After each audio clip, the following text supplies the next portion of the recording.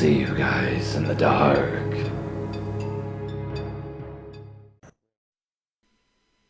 I'm a paramedic in the New York City 911 system. We deal with a lot of abuse towards us, but this course of events had everyone there baffled. Depending on the night, we sometimes have to fuel up the ambulance at the gas station instead of our actual station, like when it's really busy, or we are out on our main response area. We carry credit cards that are assigned to the truck and can only be used for gas or diesel. My partner and I are at the gas station at the pump 7. I go inside the store for drinks. When I come back out, a driver is screaming at my partner. I run over and ask what is going on. The driver had gone inside, put $40 on pump 7. He was actually at pump 8 on the other side. So when my partner swiped the card, it didn't activate. He pumped around $2 of the other guy's $40 before the driver started screaming. He realized that there was a mistake. He hadn't noticed because the pump had still asked for the odometer reading and truck pin, even though it didn't take the card.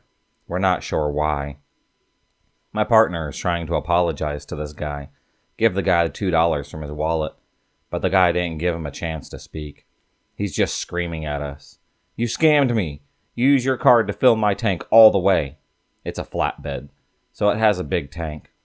We obviously can't do that, but my partner says that since he didn't notice, and it was his mistake, he has to issue reimbursing the guy from his own wallet and then filing a petty cash claim at the end of the shift. This guy is not having it. He just keeps screaming it to the point that one of the store employees comes out to see what is going on. By this time, I have already landlined dispatch, briefly explaining what's going on, and asked for a boss to come and try and rectify the situation. Dispatch heard the screaming in the background, decided to dispatch another unit to our location, as well as a boss and police for our safety. The guy goes inside to yell at the clerk for stealing his money. I follow him to make sure that the clerk is safe. We're on really good terms with the night manager, so we always feel like we need to keep her safe. The guy starts screaming at her, even after she offers him the $2 back. That's where it goes bad to "oh shit." This moron decides since he's angry, he's going to pull out his pocket knife and then threaten everybody. It does not work like he wants it to. I quickly hit my radio emergency button, which my partner hears and comes running, and speak over the air. "Distress code. I need PD now. He has a knife." In my area, when an ambulance calls a distress code, you get literally everybody. Every available ambulance, boss, and sometimes chief shows up to help. We end up with something like 12 ambulances, 2 bosses at our location within 2 or 3 minutes. We get almost the entire police precinct within 5 or 6 minutes. The guy does not have a good day after that. He ends up arrested because of the weapon, all over $2 that we said that we would gladly give him back. As we all know, every card reader is different. Ours is basically just backwards from every other one.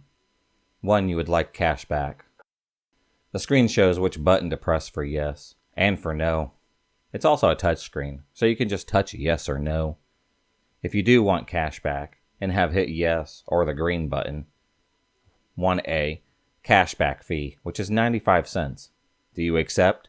No for red, yes for green. 1B, enter amount of cash back. Do you want $20? Enter $20. Total, whatever your total is. Again, you press green if you accept this, or no if you don't. Then you enter your PIN. Fairly easy. Apparently for our customers, it's like rocket science. This is the usual scene after telling them their total. Them trying to hand me their card even though they need to swipe it themselves. And me pointing at the card reader and asking if they want to use debit or credit. Things like that. I ask the questions that the reader asks because our customers are all illiterate.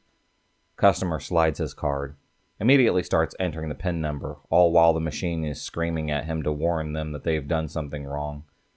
Customer asks me, "What? What's going on? What is it saying?" It's asking if you want cash back. Usually when they say yes, they get even dumber. No, he says. All right, press the red button first. The red button? The customer asks me. But it says cancel. Are you sure? Yep. What I really want to say is no, I'm not sure. I have no idea what the hell I'm talking about. I don't even work here. I found this shirt. I embroidered my name on it, and came behind the counter just to torture myself by helping morons like you. The customer slowly and reluctantly presses the red button. Press the green button to accept the total. The customer starts entering his PIN again. Reader screams at them once again. The green button. I didn't enter my password yet. We do the PIN last. Press the green button, sir. Finally presses the damn green button, for Christ's sake. Now enter your PIN number. This thing asks too many questions, or every one of these is different. They need to just make them all the same. That's just one of my examples. There's at least 5 different scenarios that I have. I won't bore you with all of them. My point is, listen to the damn cashier, or learn how to read. A woman was trying to use her card at the pump, but it kept saying that she wasn't approved, so she comes inside the store. This snotty bitch.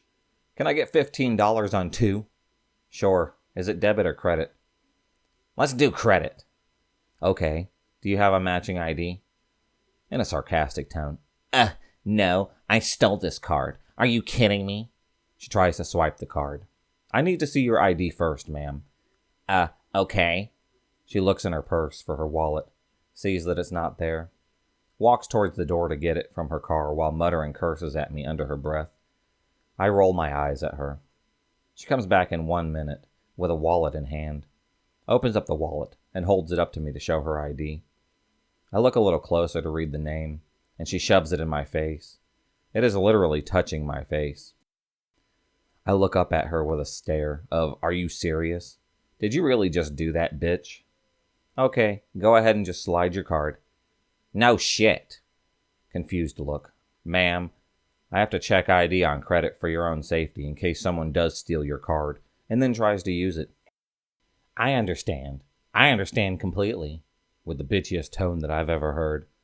Her card is then denied. I so badly want to laugh in her face, but I don't. It says that you're not approved, ma'am. There's no way.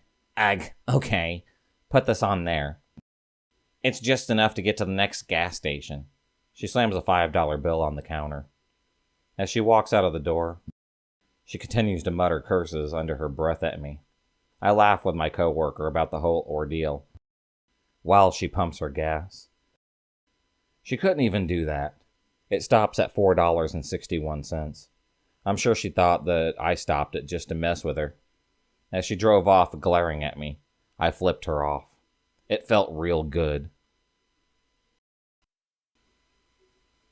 Last Wednesday, the hubby and I had to get out of the house for a little while. We went into town, had dinner, picked up a few things at the store, decided to head home. We needed to top off the car before leaving town, but we forgot. I suggested that we stop at the last gas station in town before hitting the highway. The last gas station on the way out of town is a creepy little Exxon. It's just off somehow. It's well tended, well lit, clean. It's just never seemed quite right for some reason. So Brad pulls up to the pump. I ran inside to use the restroom. Just as I finished drying my hands, someone rattled the doorknob and then knocked softly. I opened the door, but no one was there. I figured the lady must have darted into the men's restroom next door in desperation. Who hasn't done that a time or two? I shrugged it off and then went back into the car. As we were pulling out of the parking lot, Brad says something weird happened in this car while you were in the bathroom. The guy at the pump behind us had watched it happen too. I asked what happened. He told me that while he was pumping gas, the passenger door opened up all the way. Then the car lurched a bit, as if someone had just sat down. Brad was leaning against the car, and he assumed that I got into the car without him seeing me, until he leaned down, looked inside. The door was wide open, but the car was empty. The man at the pump behind our car was staring at the car door. Then him and Brad stared at each other for a second. Then they both went back to staring at the door. Brad went over, shut the door. The man finished fueling up his vehicle, and then left in a hurry. It was just after he drove off that I got back into the car. I would have loved to see the door opening and the car lurching. Sort of makes me wonder about that knock on the bathroom door and what that possibly could have been. As I have told many people before, I look younger than I really am, thanks to my height of being 5 foot and the fact that I don't age like normal girls. I only just remembered this story when I was talking to my mother. It was February 11th. It was the night of Valentine's dance that I was attending. I had worn my mother's golden prom dress, and my friend Anne had a white and pink dress. This is an important information. Anne's dad was our chaperone, so after we got in the car, he drove to the gas station. He asked us to both go pay for the gas, but since Anne had no idea what to do, I did it myself. Upon approaching the counter, the man had greeted us. "Where are you pretty ladies headed to?" Since he had a bit of a broken English tone, I tried to be polite. "We just got back from a dance." Keep in mind, it was around 12 in the morning now. "Oh, I should have went with you. Maybe I could have gotten some pretty ladies like you two." He had a smirk on his face now. Anne and I are already freaked out, so we just excused ourselves so that we can go look at some keychains. While we're whispering about how creepy he is, I watch him peeking over the counter to look at us multiple times.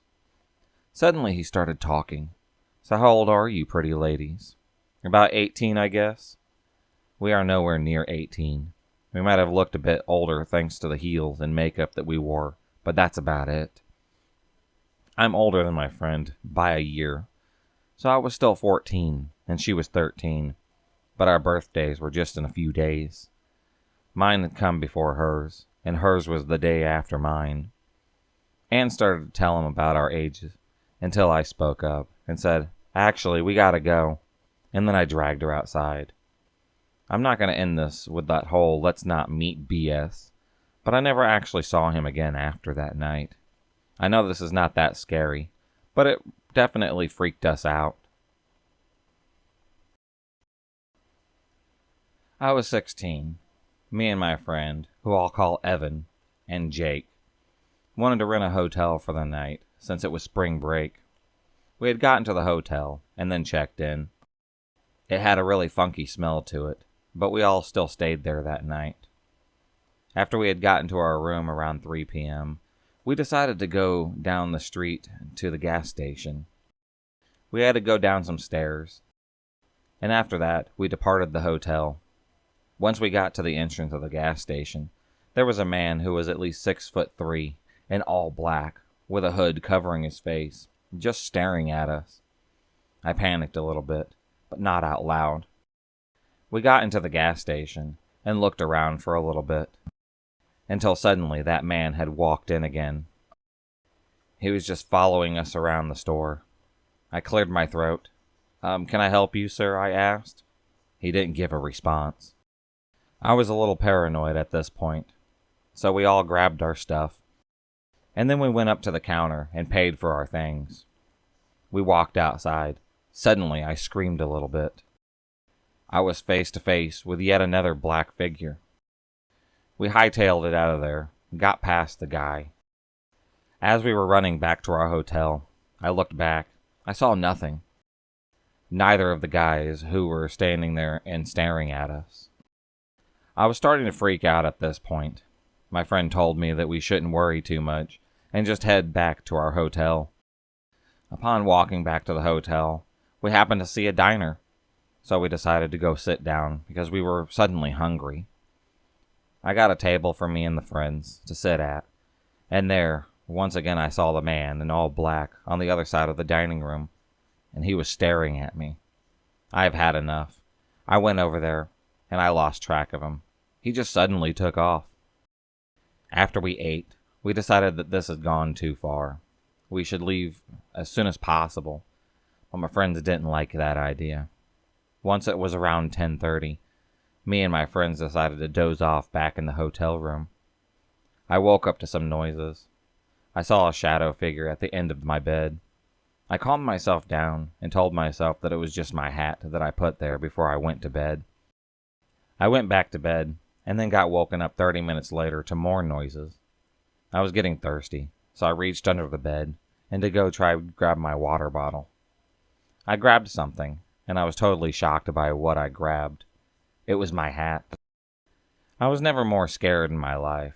I couldn't help but scream at the top of my lungs when I heard a voice next to my ear say, "You're a bitch." I jumped out of bed, and then realized that it was the two men in black right there. I tried to fight them, but it was no use. Once they grabbed me and dragged me out of that room. I tried to scream, but that guy was covering my mouth. I passed out and woke up in a stretcher. It turned out that those guys had knifed me while I passed out, and someone had caught them and called the police.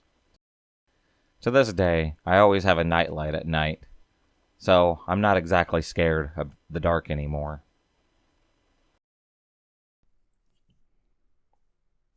My name is, well, let's not get bogged down by any details. By the time you read this, I'll probably be locked away. I've killed my cheating bitch of a wife. Now I know what you're thinking. By the sound of my last statement, I must be some kind of deranged lunatic. Mommy was a whore, Daddy was a raging drunk who staggered home every night and beat us senseless. A dysfunctional family is surely the breeding ground of a psychopath, isn't it?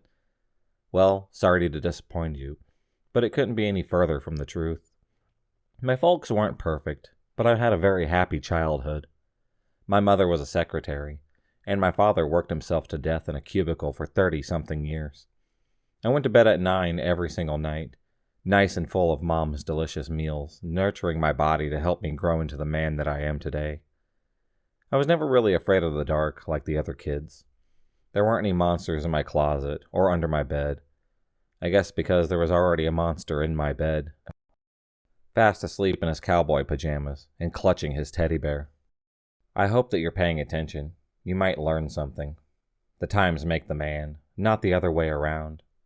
By the time I was 17, I had already killed 7 men. I was drafted into the service that year, spent the next few years of my life jumping in and out of foxholes. I saw 2 of my best friends die right in front of me. There was an artillery barrage. We were all laying down with our heads in the dirt. The next thing I knew, everything was on fire, and my friends were gone. Just 1 month shy of when we were supposed to get home. My father always used to tell me, "You'll see, son. A little bit of hard work and a lot of sacrifices pay off in the end." I sacrificed a lot for my country. Went partially deaf in one ear, lost my spleen, and shattered my pancreas. What did it get me? Night terrors, flashbacks, paranoia, and a job in a little town at a gas station. Who would have thought shooting an insurgent half a mile away from me with a rifle during high wind wasn't an applicable work skill? Go figure. It wasn't all bad. At least I had my high school sweetheart. We married as soon as I got back home. Never got a chance to do it before. It was great, for at least 6 months. It's hard to say where exactly it all went wrong. One minute we were happily married and couldn't get enough of each other, and the next we were vying for the front door. Our marriage counselor suggested taking a vacation together to try and restore the fire in our relationship. I found myself praying that the plane just crash and end it all. Pretty sad, isn't it? I would have rather just been killed than go home. The signs of an affair had already slowly started coming together, but I chose to ignore them because I didn't want to believe she would ever cheat on me.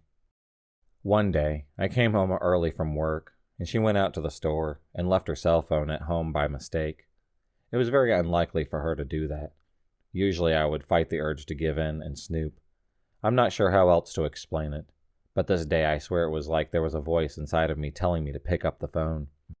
Her password was her birthday. How original, right? I scrolled through the phone, opened up her messages. 15 new ones. What a very popular lady.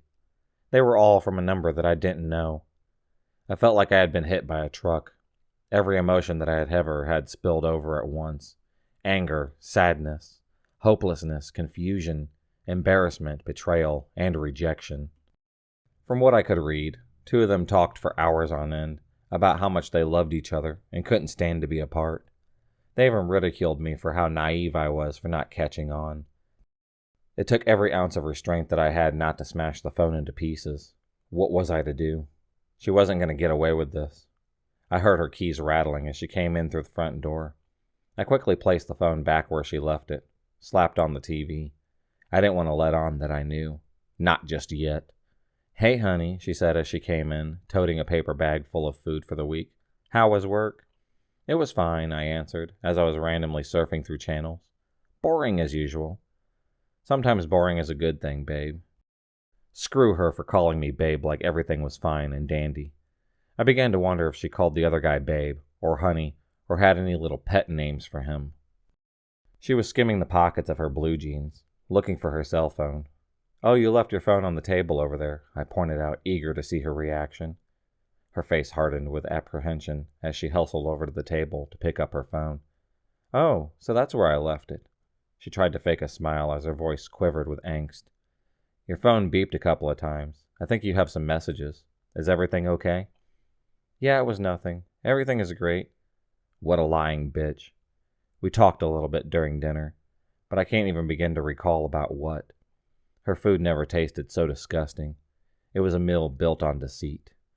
The brain was telling me to bash her face in, there and now, and I wanted to. That wasn't an option for me, though. I needed to know who this other guy was. There was no way that he was getting a free pass. The next day at work, I was exhausted, emotionally eviscerated. I barely got any sleep at night. I tried to get back into her phone, but the password was changed. The bitch suspected something. At about 10:30 p.m., a customer I had never seen before came in. I remember the time because he had somewhat startled me. This time of night was slow. I always nodded off for a little bit until my shift ended. He walked around for a little bit, grabbing miscellaneous items.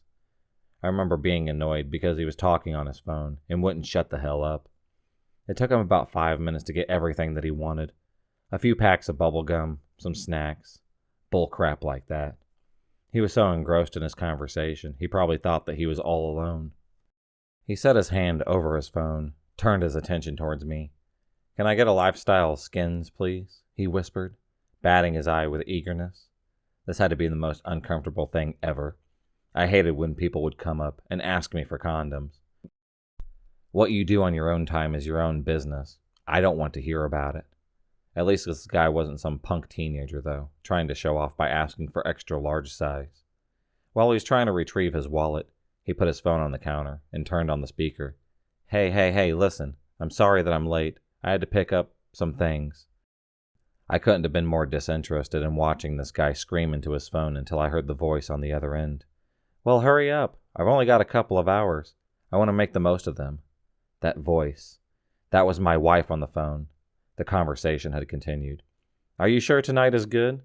"It couldn't be any more perfect. I've been thinking about this all week." "Well then, prepare to have your mind blown." It's not my mind that I want to be blown. The passion and sensuality burning from her voice were enough to set the phone ablaze. What the hell? I couldn't remember the last time we even had sex, let alone even teased the idea of it. So this was him. This was my enemy. The man that made me lose sleep. Those damn pale blue eyes, that conceited way that he smiled. His slick black hair. My face went from grim white to beet red in an instant.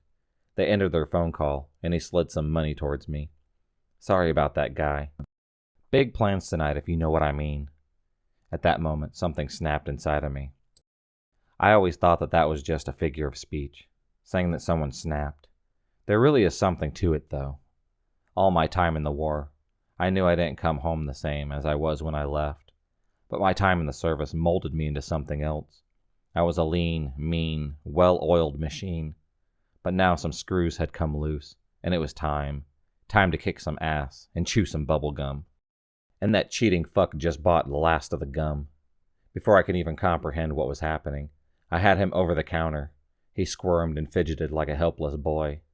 This was quite a new feeling for me. So much different from than shooting a human from a distance away.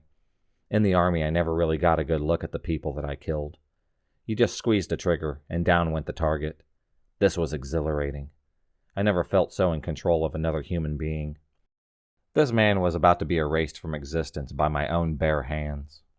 As he faded into an eternal sleep, the monster inside of me had awakened, and he came out to play. Amidst the chaos, the gun that we kept under the counter emerged from its hiding spot. In a last attempt to get me off of him, the guy reached for it.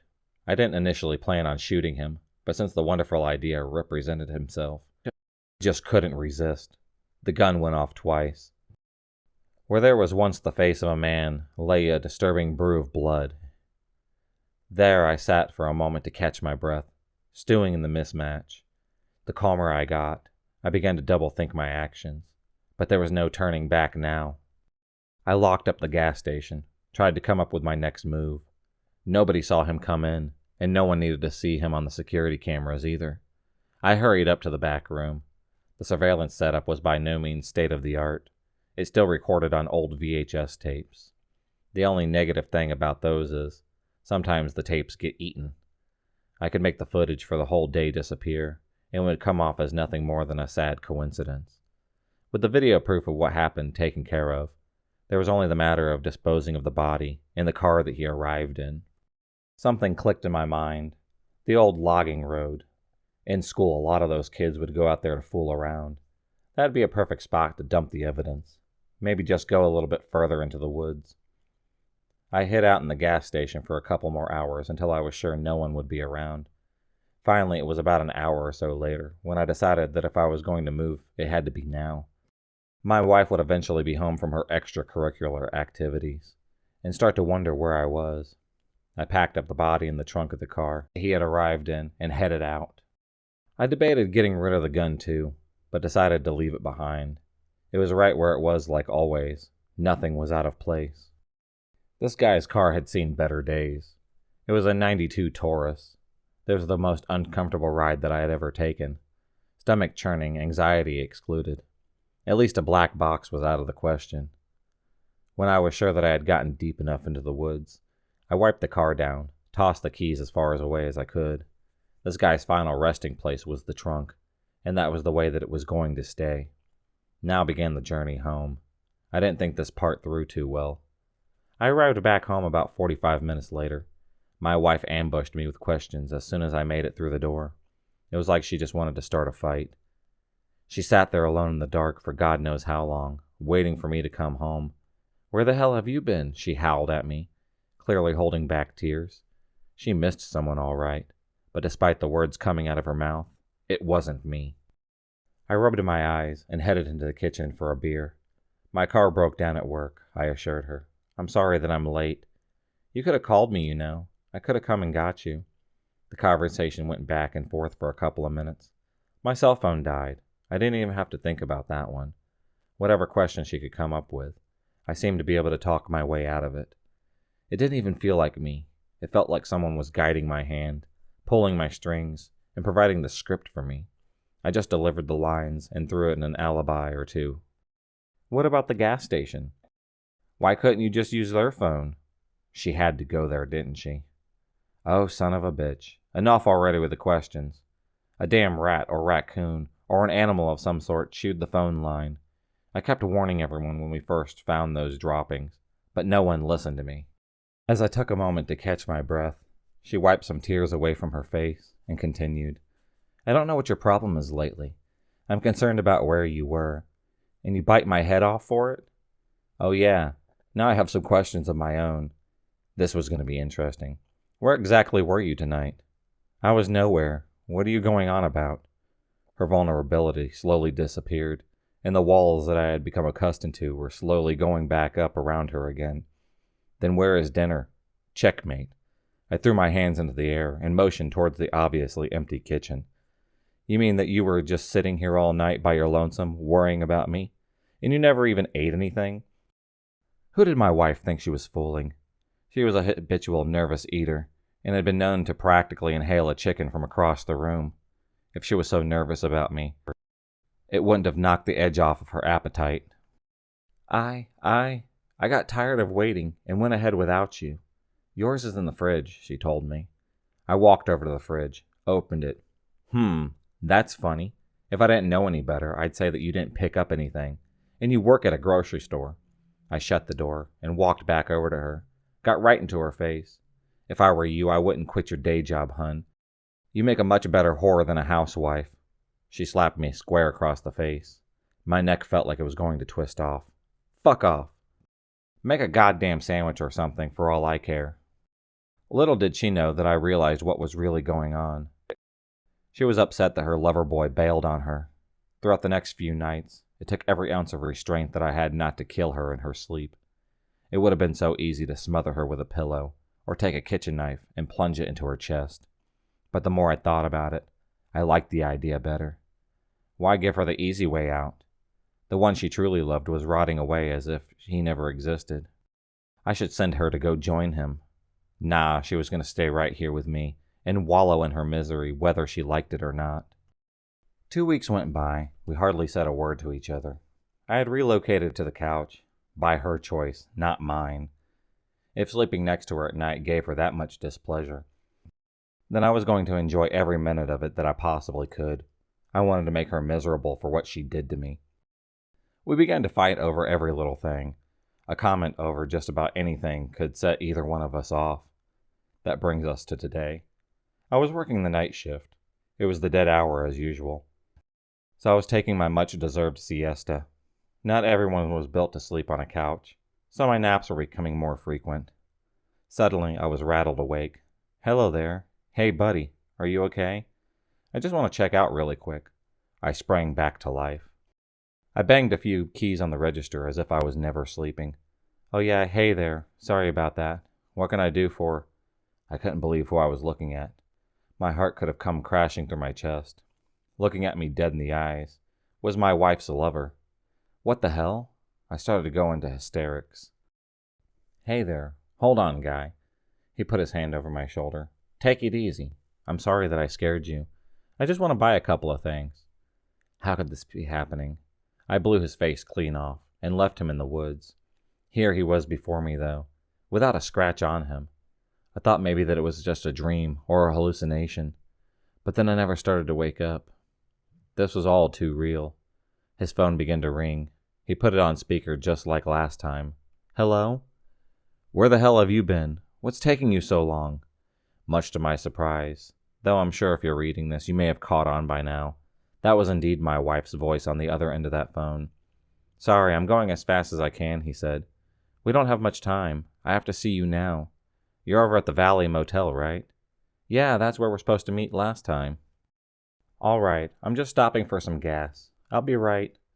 "Listen to me. Don't go to that gas station. I want you to come straight here." He seemed awfully confused. But just do it.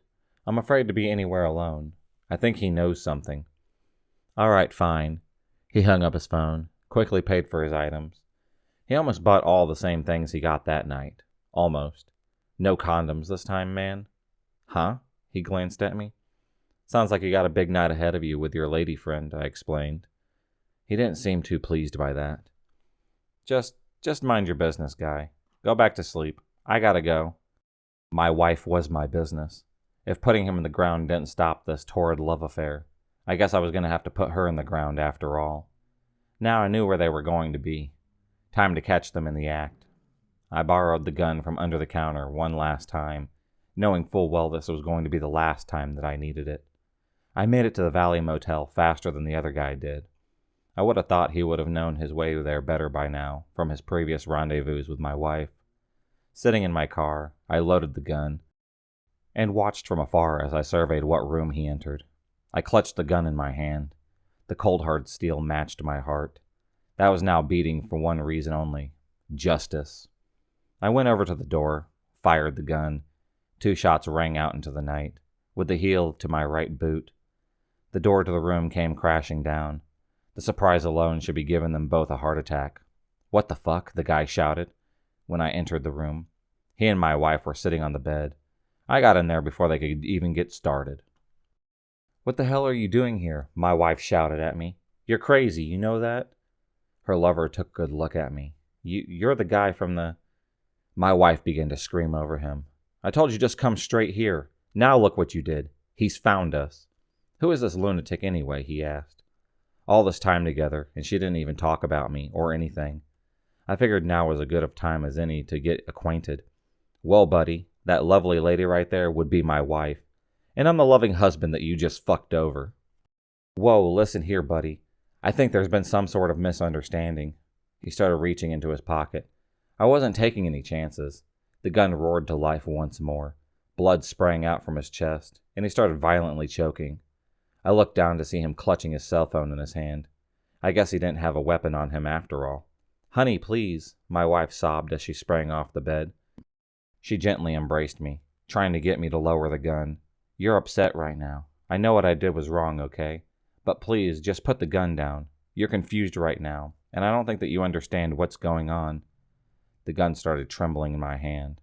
I knew what I had to do, but at that moment, I just felt myself struggling to do it. The gun went off one final time. Goodbye, my sweet. Her body had went limp. She collapsed into my arms. It's funny how life works. I wanted nothing more than to see her suffer, and now that she was gone, I was going to miss her. I tossed the gun to the floor, gently laid her down on the bed. I turned to walk away when I tripped over her lover's body. What a way to go. Shot for pulling out a cell phone. It looked enough like a gun. I could always plead self-defense. I began to wonder exactly what it is he wanted me to see on that phone. I picked it up, turned on the screen. A series of text messages presented itself, wanting to be seen. Whoever was on the receiving end of these texts wasn't very talkative. I read them to myself. "Hey bro, you there? Asshole, pick up the phone. Are you there, man? This isn't like you." "Okay, I finally tracked her down. I know you're private, but I'm coming out to meet that new chick that you've been seeing. If you're not going to talk, maybe she will. I hope you're all right. Mom and Dad are going to kill you if this is some sort of stunt that you're pulling." If you enjoyed this video, please subscribe, like, and hit the bell for notifications on future videos and become a stalker of the night. And I'll see you next time.